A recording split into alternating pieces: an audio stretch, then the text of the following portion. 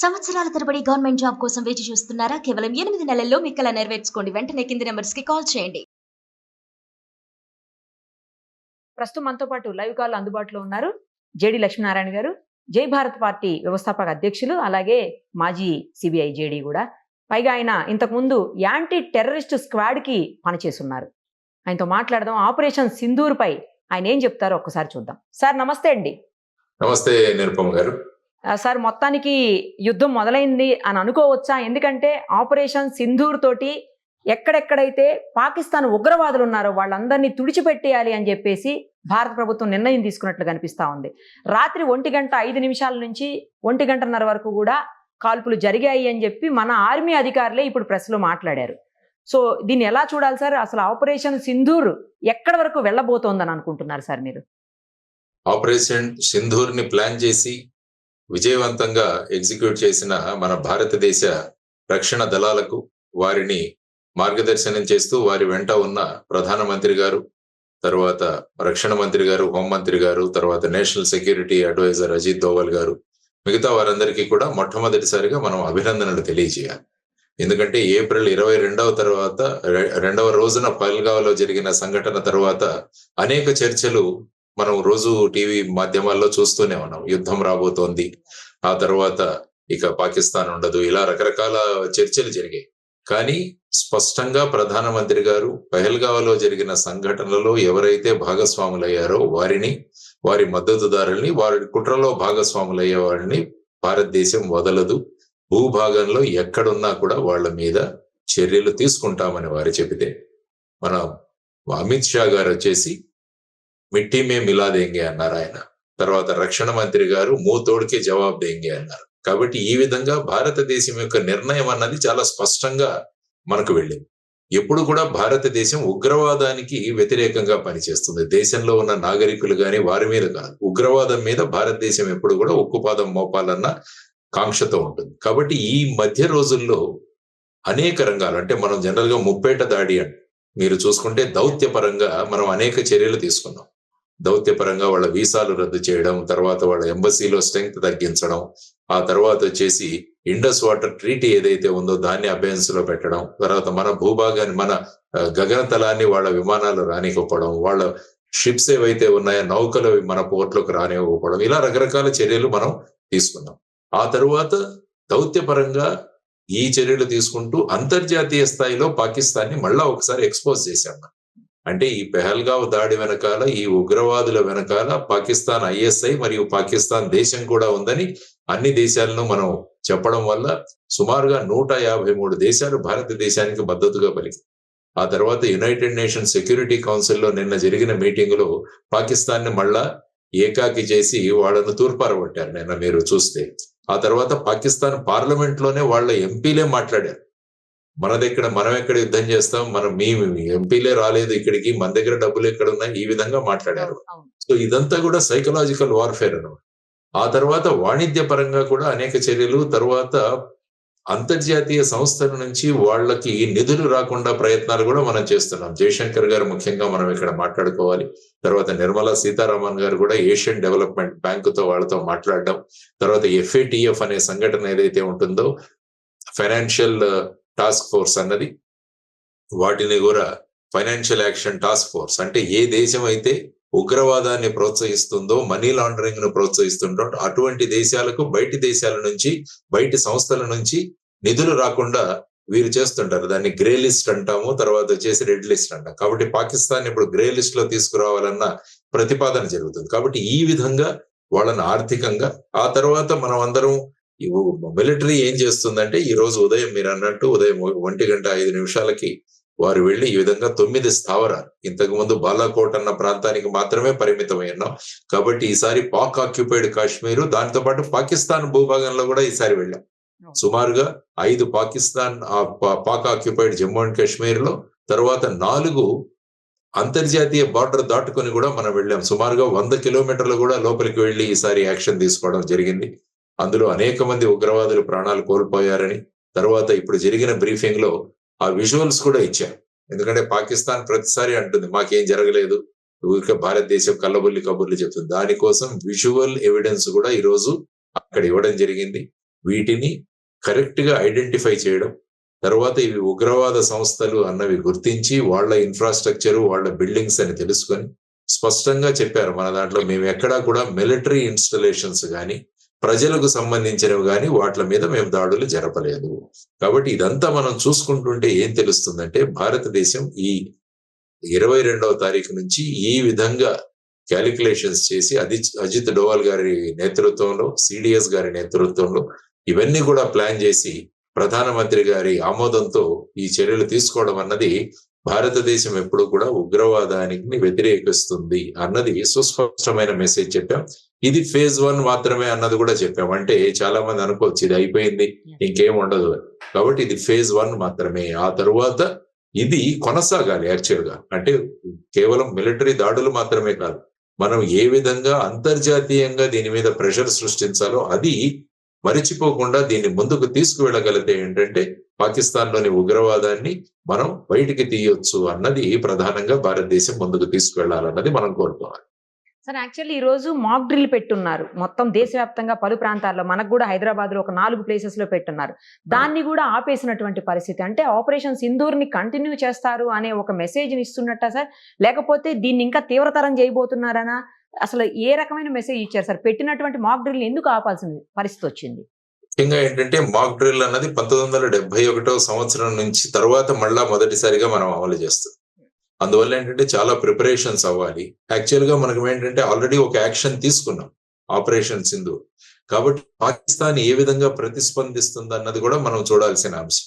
కాబట్టి ఇటువంటి సమయంలో మాక్ డ్రిల్స్ అన్న వాటిని పెట్టి మళ్ళా పబ్లిక్ ని పెద్ద ఎత్తున రోడ్ల మీదకి తీసుకురావడం ఇవన్నీ కూడా కాకుండా సోషల్ మీడియా ద్వారా అనేక మెసేజ్లు చేస్తున్నాయి. మనకి ఏవైనా బాంబు దాడులు కానీ ఏమైనా జరిగితే ఏ విధంగా ప్రికాషన్స్ తీసుకోవాలని అక్కడ మన ఢిల్లీ నుంచే కూడా కొన్ని వీడియోస్ కూడా రిలీజ్ చేయడం జరిగింది. అక్కడ ఉన్న వివేక్ శ్రీవాత్సవ్ గారని director general of civil defence, ఆయన మా బ్యాచ్మెంటే.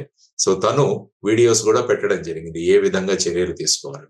కాబట్టి ఇప్పుడు ఆల్రెడీ మనం యాక్షన్ లో దిగాం కాబట్టి ప్రతి చర్యలు ఏ విధంగా ఉంటాయి అన్నదాన్ని పబ్లిక్ ను రోడ్డు మీద తెచ్చి మళ్ళా కాలేజెస్ లో, స్కూల్స్ లో తీసుకొచ్చి చేయడం కన్నా కొద్దిగా ఇది చూద్దాం అన్న దాని విధంగా వాటిని తాత్కాలికంగా పోస్ట్పోన్ చేయడం జరిగింది.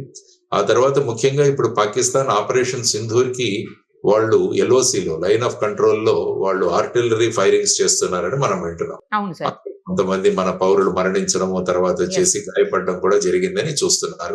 ఆ తర్వాత ఇప్పుడే జరిగిన బ్రీఫింగ్ లో కూడా వారు ఏం చెప్పారంటే, మేము మళ్ళా కూడా బ్రీఫింగ్స్ చేస్తాము అని అన్నారు. అంటే దీంట్లో కూడా మనం అంతర్యం గమనిస్తే అందులో అక్కడ నుంచి వచ్చే రిపోర్ట్స్ ఏవైతే ఉంటాయో, అంటే ఎంత డ్యామేజ్ మనం చేశాం, ఎంతమందిని అక్కడ మట్టుబెట్టాం, ఆ తర్వాత పాకిస్తాన్ ఏం చర్యలు ఆలోచిస్తుంది, ఇవన్నీ కూడా చెప్పి భారతదేశ పౌరులు ఏ విధంగా సతర్కంగా ఉండాలని చెప్పి కూడా చెప్పే అవకాశం.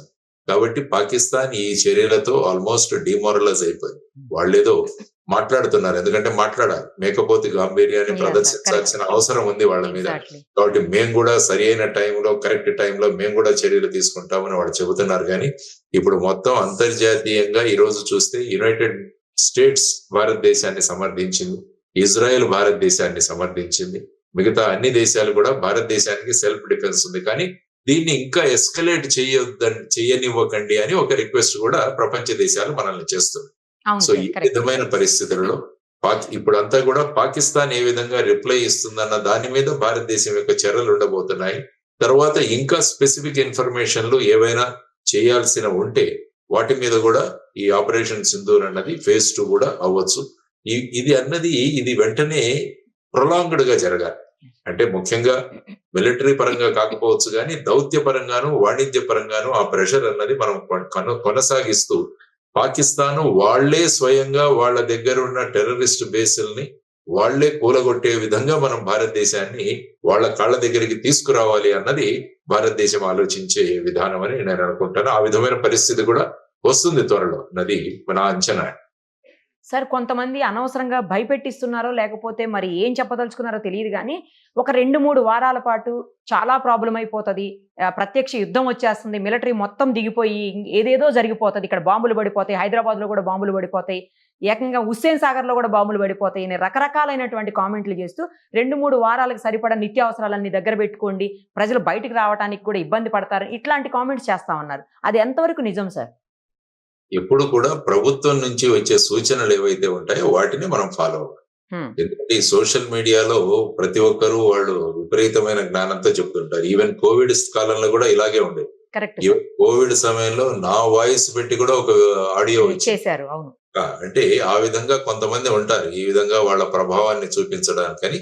కాబట్టి ప్రభుత్వం ఏదైతే మెసేజెస్ పెడుతుందో, ప్రభుత్వం ఏదైతే ఆథెంటిక్ వీడియోస్ ఏదైనా పెడుతుందో, ఆథెంటిక్ గా ప్రభుత్వం ఏదైతే సూచనలు ఇస్తుందో వాటిని ఫాలో చేయాల్సిన అవసరం. కాబట్టి వీరందరూ కూడా భయాందోళనలు సృష్టించి ప్రజలందరూ మార్కెట్లకు వెళ్ళిపోయి అక్కడి నుంచి కూరగాయలన్నీ కొనుక్కొనేసి నిత్యావసర వస్తువులు కొనేసుకొని బ్యాంకులో ఉన్న డబ్బులు విత్డ్రా చేసుకొని Yeah. ఇవన్నీ కూడా ఒక రకమైన ఆనందాన్ని కొంతమంది పొందుతుంటారు. Correct. ఆ విధంగా చేసే చర్యలు ఇవి. కాబట్టి వీటి మీద ప్రజలు నమ్మకం పెట్టుకుంటే ప్రభుత్వం ఎప్పుడైనా సూచనలు ఇవ్వాలంటే అది స్పష్టంగా ఈ రోజు ఎలాగైతే ఇప్పుడు ప్రెస్ బ్రీఫింగ్ మనం చూసాము, లేకుంటే ప్రెస్ ఇన్ఫర్మేషన్ బ్యూరో ద్వారాను, అవును. లేకుంటే ఐఎన్బి మినిస్ట్రీ నుంచి కానీ స్పష్ట సూచనలు ఇస్తుంది. వాటిని ఫాలో అవ్వాల్సిన అవసరం ఉందన్నది ప్రజలకు మనం సూచన తెలియజేయడం అవసరం. మిసైల్స్ నంబర్స్ తో సహా చెప్పేస్తున్నారు సార్. ఈ మిసైల్ పడిపోతుంది, ఆ మిసైల్ పడిపోతుంది, ఈ నెంబర్ తో మిసైల్, ఆ నెంబర్ తో మిసైల్ అని. అది వింటుంటే అసలు ఏ నాలెడ్జ్ తో చెప్తున్నారో కూడా అర్థం కావట్లేదు వాళ్ళు. బట్ అది ప్రజల్లో ఒక రకమైన భయాందోళనలు రేకెత్తిస్తుంది. మీరు అన్నట్లు రకరకాలైనటువంటి నిత్యావసరాల మీద, మిగతా వస్తువుల మీద కూడా స్కేర్సిటీ పడి అవి రేట్లు పెరిగిపోయే అవకాశం కూడా ఉంటుంది కదా సార్ అనవసరంగా. సో ఈ విధంగా ఏంటంటే మార్కెట్ లో ఆర్టిఫిషియల్ ఇది తయారు చేసి ఆ విధంగా బూస్టప్ చేసే ప్రయత్నాలు కూడా చేస్తుంటారు చాలా మంది. సో ఏంటంటే ఆర్థికంగా ఇంకా షాపుల్లో అమ్మకానికి పోని వస్తువులన్నిటి కూడా ఈ సందర్భాన్ని వినియోగించుకొని మనం అమ్మేద్దాం అన్న ప్రయత్నాలు కూడా జరుగుతుంటాయి. Yeah sir. సో కాబట్టి ప్రజలందరికీ మీ ద్వారా సూచన ఏంటంటే ప్రభుత్వం యొక్క సూచనల కోసం మనం వెయిట్ చేద్దాం అన్నది మనం ఆలోచించుకోవాలి. పాకిస్తాన్ ఎప్పుడు కూడా భారతదేశం మీద అటాక్ చేసే ధైర్యం లేదు. వాళ్ళు ఎప్పుడు కూడా అప్రత్యక్ష యుద్ధమే చేస్తారు. ప్రత్యక్ష యుద్ధం చేసే ధైర్యం లేదు వాళ్ళకు. అందుకనే వాళ్ళు ఇంతకు ముందు కూడా చూస్తే ఉగ్రవాద దాడులు కానీ, లేకుంటే ఈ నార్కోటిక్స్, ఈ మాదక ద్రవ్యాలు మన దేశానికి పంపించడం కానీ, లేకుంటే ఫేక్ కరెన్సీని భారతదేశంలో పుష్ చేయడం కానీ ఇలాంటివి చేస్తుంటారు వాళ్ళు. సో ఆ విధంగా ఫుల్ ఫ్లెడ్జ్డ్ యుద్ధం అన్నది నేను మొదటి నుంచే చెబుతున్నాను, అది రాదు. దానికి ఈ రోజు భారతదేశం స్పందించిన విధానం కూడా స్పష్టంగా ఉంది. మనకి టెర్రరిస్టులు టార్గెట్ గా, టెర్రర్ క్యాంప్స్ టార్గెట్ గా, టెర్రరిస్ట్ ఇన్ఫ్రాస్ట్రక్చర్ టార్గెట్ గా భారతదేశం లిమిటెడ్ యాక్షన్ తీసుకుంది. ఎక్కడ మిలిటరీ స్ట్రక్చర్స్ కానీ, పబ్లిక్ చెందిన బిల్డింగ్స్ కానీ మేము టార్గెట్ చేయలేదు. ఎందుకంటే మళ్ళా పాకిస్తాన్ విక్టిమ్ కార్డు తీస్తుంది. ఏ విధంగా నష్టపోయాము, ఈ విధంగా మేము విక్టిమ్స్ గా ఉండిపోయాము అని కార్డు తీయకుండా భారతదేశం సుస్పష్టంగా చెప్పింది, our fight is against terrorism, our fight is against terrorist infrastructure, our fight is against indoctrination, our fight is against terror base camps, our fight is against terror launch pads అన్నది సుస్పష్టంగా operation Sindoor phase 1 లో తెలియజేశారు. ఇప్పుడు వాళ్ళ reaction బట్టి next phases ఉంటాయన్నది మనం ఆలోచించుకోవాలి. సార్, ఒకవేళ నిజంగానే ప్రత్యక్ష యుద్ధం వచ్చింది అనుకున్నా కూడా అది ప్రతి స్టేట్ ని, లేకపోతే ప్రతి సెంటర్ ని, అంటే లైక్ హైదరాబాద్, వైజాగ్ ఇలా, లేకపోతే బెంగళూరు, లేకపోతే చెన్నై, ఇలా అన్ని సెంటర్స్ ని కూడా ఇబ్బంది పెట్టేటువంటి పరిస్థితి, లేదంటే అన్ని సెంటర్స్ ని కూడా నాశనం చేసేటువంటి పరిస్థితులు ఉంటాయా సార్? అసలు ముందు వాళ్ళ విమానం మన భూతలం, మన గగనతలంలోకి రావాలి కదా. వాళ్ళు ఏదైనా చేయాలంటే వాళ్ళు ముఖ్యంగా చేసేది ఏంటంటే వైమానిక దాడులు చేస్తారు. Yeah sir. వాళ్ళు వాళ్ళ భూభాగం వదిలి భారతదేశంలోకి రాగానే వాళ్ళకు విమానాలు కూలిపోతాయి. There is no doubt. ఆ విధమైన రాడార్ సిస్టమ్ ఉంది మన దగ్గర, ఆ విధమైన మిసైల్ సిస్టమ్ ఉంది, ఆ విధంగా ఎయిర్ క్రాఫ్ట్ లను ఐడెంటిఫై చేసే సిస్టమ్స్ ఉన్నాయి, మనం సర్ఫేస్ టు ఎయిర్ మిసైల్స్ ఉన్నాయి మన దగ్గర. కాబట్టి ఆ విధమైన పరిస్థితులు అన్నవి రావు. ఇది కేవలం ఒక ముందు చర్య. ప్రజలు కూడా అప్రమత్తంగా ఉండాలన్నది. యాక్చువల్ గా నేను ఏమంటానంటే ఈ సివిల్ డిఫెన్స్ అన్నది మన పాఠ్యాంశంలో కూడా ఒక భాగం అవ్వాలి. ప్రతి సంవత్సరం కూడా వీటిని ప్రాక్టీస్ చేయాలి. కరెక్ట్. కాబట్టి ఏంటంటే నాగరికులు అప్రమత్తం అవుతారు. మనం ఎటువంటి జాగ్రత్తలు తీసుకోవాలన్నది, ఇటువంటి డిసిప్లిన్ వస్తే పబ్లిక్ లో రేపు ఏదైనా సూచన ఇచ్చినా కూడా అందరూ ఫాలో అవుతారు. అంటే ఒక రకమైన సూచనను పాటించే ఒక తత్వాన్ని ప్రజల్లోకి తీసుకురావడం చాలా ముఖ్యం. అటువంటివి ఈ సివిల్ డిఫెన్స్ డ్రిల్స్ అన్నమాట. సో ఆ విధంగా ఇప్పుడు ప్రభుత్వాలు కూడా ఆలోచించాలి, పాఠ్యాంశంలో ఒక భాగం చేయాలి వీటిని. తర్వాత వీలైనన్ని కాలేజెస్ లో మళ్ళా ఎన్సిసి అన్నది తీసుకురావాలి. చాలా చోట్ల ఎన్సిసి ఇంతకుముందు ఉండేది సార్. అవును. ఇప్పుడు క్రమక్రమంగా తగ్గుతుంది. కాబట్టి ఏ విధంగా అయితే ఇజ్రాయెల్ గాని, మలేషియా గాని, సింగపూర్ గాని అందులో విద్యార్థులకు 2 సంవత్సరాల మిలిటరీ ట్రైనింగ్ కంపల్సరీ. సో దీన్ని పెట్టుకొని మనం అటువంటి వాటిలలో మనం పాఠ్యాంశంలో మార్పు రావాలి. తరువాత ప్రజలలో జాతీయ భావన అన్నది ఒకటి పెంపొందించాలి. కాబట్టి ఇప్పుడు ఈ ఇన్సిడెంట్ వల్ల ప్రజలందరూ కూడా దగ్గరికి వచ్చారు. కాబట్టి ఈ విధంగా ఏకమైన ప్రజలను మళ్ళా కులాలని మతాలని విడిపోకుండా జాతీయ భావనలు వీళ్ళలో తీసుకొచ్చి నేషనలిజం దిశగా ప్రజలను తీసుకువెళ్ళడానికి కూడా దీన్ని ఉపయోగించుకొని మనం చేయగలిగితే ఏమవుతుందంటే మన కేవలం ఇటువంటి ఉగ్రవాద దాడులు కాదు, సమాజంలో జరిగే ఏ అన్యాయాన్నైనా కూడా ప్రజలు కలిసి ఎదుర్కోగలరు అన్న భావనలు మనం తీసుకురాగలిగితే అప్పుడు అది నిజమైన జాతీయవాద విధానంగా నేషనలిజం వైపు మనం ప్రజలు తీసుకోవడానికి ఈ అవకాశాన్ని వినియోగించుకోవాలని కూడా నేను అంటున్నాను. కరెక్ట్ చెప్పారు సార్. సార్ ఇప్పుడు ఈ మాక్ డ్రిల్స్ కానీ లేదా సివిల్ డిఫెన్స్ చేసేటువంటి డ్రిల్స్ కానీ అవి రియల్ గా అనిపించేలాగా చేస్తారు కదా సార్. అవి వాటి వల్ల ఎంతవరకు ఉపయోగం ఉంటుంది అని కూడా ఒక చర్చ నడుస్తా ఉంది సార్. అనవసరంగా భయపెట్టించడం తప్పించి దీనివల్ల ఉపయోగం ఏముందని కొంతమంది మాట్లాడారు. లేదు, రాబోయే యుద్ధానికి వీళ్ళని సన్నద్ధం చేస్తున్నారని కొంతమంది మాట్లాడుతున్నారు. అంటే ఏంటంటే ఇందులో ప్రజలను ఇన్వాల్వ్ చేయడం చాలా అవసరం. అంటే ఏమంటుందంటే ఇది కేవలం ఆర్మీ వాళ్ళ విషయం, మాకు సంబంధం లేదు ఇలా. అలా కాకుండా ఒక దేశంలో ఉన్న పౌరులుగా మనం అందరం కూడా రెస్పాండ్ అవ్వాలి అన్న ఒక బాధ్యతాయుతమైన ప్రవర్తన. అది ఒక ప్రవర్తనను తీసుకొచ్చే ఒక మార్గం ఈ సివిల్ డిఫెన్స్. అది ఎలాగా తెలుసు, మనకు యుద్ధం రాదు, అందులో ఏమీ జరగదని. అయినా కూడా సందర్భం వచ్చింది కాబట్టి దాన్ని ఉపయోగించుకొని ప్రజల యొక్క ఆలోచన విధానం, వాళ్ళ ప్రవర్తనలో ఒక సుసూత్రీకరణ తీసుకురావడం, ఒక క్రమశిక్షణ తీసుకురావడం అన్నది ముఖ్యంగా దీనిలో ఉన్న ప్రధానమైన ఉద్దేశం. కాబట్టి చెప్పేవాళ్ళు చెబుతూనే ఉంటారు రకరకాల వాళ్ళు. ఎందుకంటే మన దాంట్లో దేశం గురించి ఆలోచించే తత్వం తగ్గిపోతుంది. మనం ఎప్పుడు కూడా మన ఇల్లు మనది ఆలోచిస్తున్నాం. కాబట్టి ఇప్పుడు దేశం గురించి ఆలోచించాల్సిన పరిస్థితి వచ్చింది. కాబట్టి కనీసం ఎప్పుడైనా కూడా మన గోడలను బద్దలు కొట్టుకొని మనం దేశం యొక్క అభివృద్ధి, దేశం పట్ల మన అభిమానము, వీటి దిశగా మనం అందరం కూడా ముందుకు వెళదామన్నది అందరూ ఆలోచించాల్సిన అంశం. కాబట్టి ఈ అతి తెలివితేటలు ఉన్న కొంతమంది ఈ విధంగా ప్రతిదాన్ని విమర్శించే వాళ్ళు ఉంటారు. సో వాళ్ళు వాళ్ళ ప్రవర్తనను తగ్గించుకొని, ప్రభుత్వం కూడా స్పష్టంగా చెప్పింది ఇటువంటి వీడియోలు, ఇటువంటి వాట్సాప్లు, ఇటువంటి సోషల్ మీడియాలో పెట్టే వాళ్ళ మీద చర్యలు తీసుకుంటామని కూడా స్పష్టంగా చేశారు. కాబట్టి అటువంటి అతి ఉత్సాహపరులను కూడా మనం నియంత్రించాలి అన్నది మనం ఆలోచించాలి.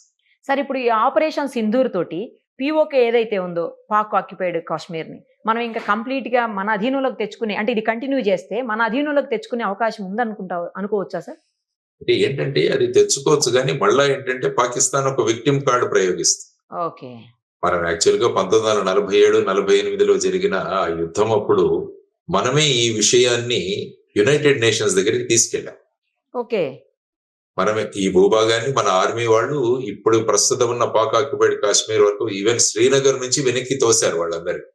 తర్వాత ఈ పిఓకే ప్రస్తుతం ఉన్న పరిస్థితులు ఏమైందో అప్పుడు యుఎన్ కి తీసుకెళ్లడం జరిగింది మనం ఈ విషయాన్ని. కాబట్టి యుఎన్ అన్నది అప్పుడు మధ్యవర్తి చేసుకుంటూ ఇప్పుడు ఏ భాగం అయితే పాకిస్తాన్ లో ఉందో అక్కడ ఎల్ఓసి చేశారు. లేకుంటే మనకి ఇంటర్నేషనల్ బార్డర్ ఉండేది. రాడిక్లిఫ్ లైన్ అని పార్టీషన్ కు ముందు ఒక ఇంజనీరు భారత పాకిస్తాన్ మధ్య ఆ బార్డర్ ని గీశాడు. దాన్ని రాడిక్లిఫ్ లైన్ అంటాం. ఎలాగైతే భారతదేశం చైనా మధ్య ఉన్న లైన్ మెక్మోహన్ లైన్ అంటాము, అదే విధంగా దీన్ని రాడిక్లిఫ్ లైన్ అంటే ఇక్కడ తర్వాత ఈస్ట్ పాకిస్తాన్, ఈ రెండింటికి కూడా గీతలు గీయడం జరిగింది. ఇప్పుడు ఏమైందంటే ఆ 1947-48లో పాకిస్తాన్ వాళ్ళు ఇటు రావడం వల్ల ఆ ఇంటర్నేషనల్ బార్డర్ తర్వాత పాకిస్తాన్ కొంత భూభాగంలో ఎల్ఓసి అంటున్నాం దాన్ని, లైన్ ఆఫ్ కంట్రోల్. సో ఇప్పుడు ఆ విధమైన పరిస్థితిలో ఉంది. కాబట్టి ఇప్పుడు భారతదేశం పాకిస్తాన్ పిఓకేని మళ్ళా తీసుకురావాలి ఖచ్చితంగా. ఆ తర్వాత మీరు చూసుకుంటే జమ్మూ అండ్ కాశ్మీర్ అసెంబ్లీలో కూడా ఒక 10 సీట్లు పిఓకే వాళ్ళ కోసం పెట్టడం జరిగింది. అవును సార్, కరెక్ట్. అంటే దాని ద్వారా భారతదేశం యొక్క ఉద్దేశం ఏంటంటే ఇది మా భూభాగం. ఎందుకంటే మనం భారతదేశం పటం వేసినా కూడా ఫుల్ జమ్మూ కాశ్మీర్ ఉంటుంది మన దగ్గర, ఎందుకంటే ఆల్రెడీ మనది అది. సో దాన్ని ఆ విధంగా భావిస్తున్న సందర్భంలో ఇప్పుడు ఆ యునైటెడ్ నేషన్స్ యొక్క మధ్యస్థిత్వంలో ఈ విధమైన పరిస్థితులలో తర్వాత ఏంటంటే ఆ ప్రాంతంలో ఉన్న ప్రజలు కూడా మనతో ఉండాలి అన్న భావనలు వాళ్ళలో తీసుకురావాలి. ఉమ్, లేకుంటే ఏమవుతుందంటే వాళ్ళు భారతదేశం విరోధంగా ఉంటే వాళ్ళతోనే మన వనరులన్నీ కూడా అక్కడ డైవర్ట్ చేయాల్సి వస్తుంది. వాళ్ళను బుజ్జగించాల్సింది. ఈ పరిస్థితులు రాకుండా మేమే భారతదేశంలో కలిసిపోతామన్న విధానం వాళ్ళలో గనక రాగలిగితే ఏమవుతుందంటే వాళ్ళు భారత పౌరులుగా మన దాంట్లో మిక్స్ అవుతారు వాళ్ళు. Yeah sir. లేకుంటే ప్రతిసారి వాళ్ళు వేరు విధంగా ఆలోచించడము, అక్కడ మళ్ళా ఉగ్రవాద చర్యలు ఏర్పడడం, మన ఆర్మీ అంతా కూడా అక్కడ డిప్లాయ్ చేయడం, ఇవన్నీ కూడా మనకు అడిషనల్. సుమారుగా 53 లక్షల మంది ఉన్నారు వాళ్ళకి. మనకున్న జనాభాకు మళ్ళా ఒక 53 లక్షలు. అక్కడ ఏంటంటే పరిస్థితులు చాలా అధ్వానంగా ఉన్నాయి. వాళ్లకు మళ్ళా ఉద్యోగాలు, వాళ్లకు మళ్ళా ఈ మన పథకాలు ఇవన్నీ అమలు చేసే కన్నా అక్కడి ప్రజల సంసిద్ధత, మేము ఇంకా భారతదేశంతోనే ఉంటామని వాళ్ళలో మార్పు తీసుకొచ్చి అప్పుడు యునైటెడ్ నేషన్స్ వాళ్ళ మధ్యస్థంతో మనం కలుపుకోగలిగితే ఏమవుతుందంటే ఆ కలయిక అన్నది సినర్జీతో కలుస్తుంది. లేకుంటే వ్యతిరేకంగా కలుపుకుంటూ ఉంటే ప్రతిసారి మనకు సమస్యలే ఉంటాయి. కాబట్టి ఆ విధంగా ప్రస్తుతం ఉన్న దాంట్లో ఆ విధమైన చర్యలు తీసుకుంటూ ముందుకు వెళతారన్నది నేను అనుకుంటాను. అప్పుడు ఆ విధంగా ఉండబోవచ్చు అని నేను అంటాను. సార్, ఈ రాబోయే సమీప దూరంలో ఎలాంటి సిచ్యుయేషన్స్ మన ఇద్దరి మధ్యన అంటే పాక్కి మన ఇండియా మధ్యన నెలకొనబోతున్నాయని మీరు అనుకుంటున్నారు సార్? పాకిస్తాన్ భారతదేశం మధ్య ఇక పాకిస్తాన్ సరెండర్ అయిపోవాలి. ఉమ్, పాకిస్తాన్ సరెండర్ అయిపోయి మా భూభాగంలో ఉన్న టెర్రరిజాన్ని మేము మట్టు పెడతామన్న దీనికి ప్రపంచ దేశాలన్నీ కలిసి పాకిస్తాన్ ని తీసుకురావాలి. ఆ విధంగా తరువాత ఒక ఇంటర్నేషనల్ మానిటర్డ్ ఒక గ్రూప్ అన్నది ఏర్పడి వాళ్ళు నిజంగా చర్యలు తీసుకుంటున్నారా లేదా అన్నది కూడా మానిటర్ చేయాలి.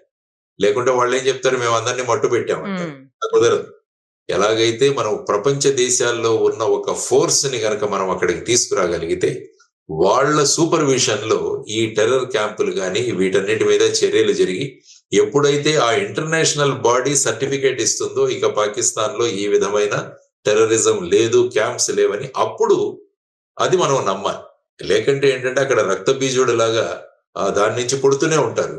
ఎన్నిసార్లు చేసినా కూడా వాళ్ళు పుడుతూనే ఉంటారు. కాబట్టి ఈ టెర్రరిస్టుల పుట్టుక అన్నది మనం టోటల్ గా ఎలిమినేట్ చేయగలిగితే, అది అందరి యొక్క కోఆపరేషన్ తో గనక చేయగలిగితే అప్పుడు ఏమవుతుందంటే పాకిస్తాన్ మీద ప్రెషర్ ఉంటుంది.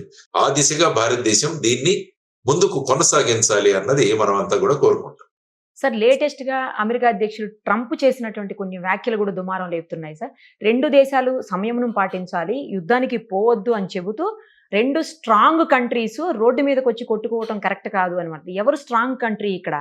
ఎందుకు పాకిస్తాన్ స్ట్రాంగ్ కంట్రీ ఈ రకంగా అయింది అని చెప్పేసి చాలా మంది దానికి నిరసన వ్యక్తం చేస్తున్నటువంటి పరిస్థితి. సార్, ఆయన ఎందుకు అలా మాట్లాడారంటే ఆయన ఉద్దేశం ఏం చెప్పదలుచుకున్నాడు ఆయన అందులో? ఎందుకంటే పాకిస్తాన్ అన్నది అమెరికాతో చాలా రోజులు దగ్గరగా ఉండేది. Yeah sir. ముఖ్యంగా ఆఫ్ఘనిస్తాన్ లో వాళ్ళు అక్కడ ప్రభుత్వాన్ని కూలదోయడానికి కమ్యూనిస్టు ప్రభుత్వాన్ని, అప్పుడు తాలిబాన్ అనే ఒక సంస్థను స్థాపించి పాకిస్తాన్ మద్దతుతో వాళ్ళందరినీ తయారు చేసి అక్కడ పంపించారు. అవును. తర్వాత ఈ తాలిబానే ఏకుకు మేకై కూర్చు. ఈ తాలిబాన్ వాళ్లే వెళ్లి మళ్ళా 2001 లో వాళ్ళ ట్విన్ టవర్స్ ని వాటిని అటాక్ చేయడంలో వీళ్ళందరూ ఉన్నారు. సో వాళ్ళను మళ్ళా మట్టు పెట్టడానికి మళ్ళా పాకిస్తాన్ నే ఉపయోగించుకుంది అమెరికా. సో వాళ్ళను ఆ విధంగా తయారు చేసిన వాళ్ళు మళ్ళా, ఎందుకంటే ఆ సమయంలో పాకిస్తాన్ యుఎస్ ఫోర్సెస్ వచ్చి ఆఫ్ఘనిస్తాన్ లో ఉన్నాయి తాలిబాన్ కు వ్యతిరేకంగా. సో అప్పుడు మళ్ళా ఏమైంది, ఫైనల్ గా ఇక వీళ్ళతో వద్దని చెప్పేసి విత్డ్రా చేసుకున్నారు. కాబట్టి అమెరికన్ ఫోర్సెస్ ఆఫ్ఘనిస్తాన్ లో ఉన్న సమయంలో పాకిస్తాన్ వాళ్ళ మద్దతు ఉండింది వాళ్ళకి. కానీ క్రమక్రమంగా 2021 తర్వాత అది దూరం అయిపోయింది. జో బైడెన్ వచ్చిన తర్వాత వాళ్ళని విత్డ్రా చేసేసారు. సో దానివల్ల ఏమవుతుందంటే పాకిస్తాన్ చాలా దగ్గరగా ఉన్న దేశం. వాళ్ళకి F-16లు కానీ ఇవన్నీ కూడా చాలా సరఫరా చేస్తారు. F-16 విమానాలు ఏవైతే యుద్ధ విమానాలు ఉన్నాయో లేటెస్ట్, వాటన్నింటి కూడా పాకిస్తాన్ కి ఇచ్చి ఉన్నారు. సో అటువంటి పరిస్థితుల్లో పాకిస్తాన్ యొక్క అనుబంధాన్ని, వారితో ఉన్న అనుబంధాన్ని వాళ్ళంత త్వరగా తీసేది. అందుకనే 2 దేశాల గురించి ఇరు దేశాలు మాకు మిత్రులే అని కూడా ట్రంప్ గారు మాట్లాడారు. ఇప్పుడు 2 దేశాల దగ్గర అణ్వస్త్రాలు ఉన్నాయి కాబట్టి మీరు సంయమనం పాటించండి అని కూడా వారు చెబుతున్నారు. జనరల్ గా ఈ 2 దేశాలు అణ్వస్త్రాలు ఉన్న దేశాలు ఈ విధంగా. తర్వాత ఏంటంటే ముఖ్యంగా భారతదేశం ఒక పెద్ద మార్కెట్ అమెరికా. సో ఆ విధంగా భారతదేశం కూడా ఈ మధ్య కాలంలో అమెరికాకు దగ్గర అవుతుంది. భారతదేశం యొక్క ప్రాముఖ్యతను కూడా అమెరికా తెలిసింది. ఎందుకంటే భారతదేశంలో ఉన్నవారే వాళ్ళ ఎంఎన్సీస్ అందరికి కూడా సిఇఓలుగా ఉంటున్నారు. భారతదేశం మీద చాలా ఆధారపడి ఉంటుంది. తర్వాత అక్కడి ప్రోడక్ట్స్ కూడా ఇక్కడ మార్కెట్ ఎక్కువగా ఉంటుంది. కాబట్టి భారతదేశాన్ని దూరం చేసుకోగలదు. కానీ ప్రపంచ దౌత్యం ఎలా ఉంటుందంటే అటు అమెరికా కావచ్చు, ఇటు చైనా కావచ్చు, ఇటు రష్యా కావచ్చు, వారి వారి ప్రాబల్యం పెంచుకోవడానికి వాళ్ళు ప్రయత్నం చేస్తుంటారు. అందుకనే వాళ్ళు పాకిస్తాన్ కూడా ఒక కార్డుగా పెట్టుకుంటారు. సో డైరెక్ట్ గా మేము వాళ్ళని రిజెక్ట్ చేయం. ఇవంతా కూడా వాళ్ళ ఇంటర్నేషనల్ లెవెల్లో జియో పాలిటిక్స్ లో ఇవన్నీ కూడా ఉపయోగిస్తారు. అందుకనే ఈ విధంగా చెబుతున్నారు వారు. కాబట్టి ఇరు దేశాలు కూడా ఈ ఎస్కలేట్ చేయొద్దు, దీన్ని పరిష్కరించుకోండి అని వారు అంటున్నారు. యునైటెడ్ అరబ్ ఎమిరేట్స్ కూడా అన్నారు, మిగతా దేశాలు కూడా కోరుతున్నాయి. కాబట్టి భారతదేశం ఈ రోజు మిలిటరీ చర్యలు చేసింది. కాబట్టి నెక్స్ట్ మిలిటరీ చర్య ఏదైతే ఉంటుందో అది పాకిస్తాన్ యొక్క రెస్పాన్స్ మీద ఆధారపడి ఉంటుందని మనం చూడాలి. Let us see sir. Thank you sir. Thank you so much. Suman టీవీలో మీ పర్సనల్ అండ్ బిజినెస్ ప్రమోషన్స్ కోసం కింది నెంబర్కి కాంటాక్ట్ చేయండి.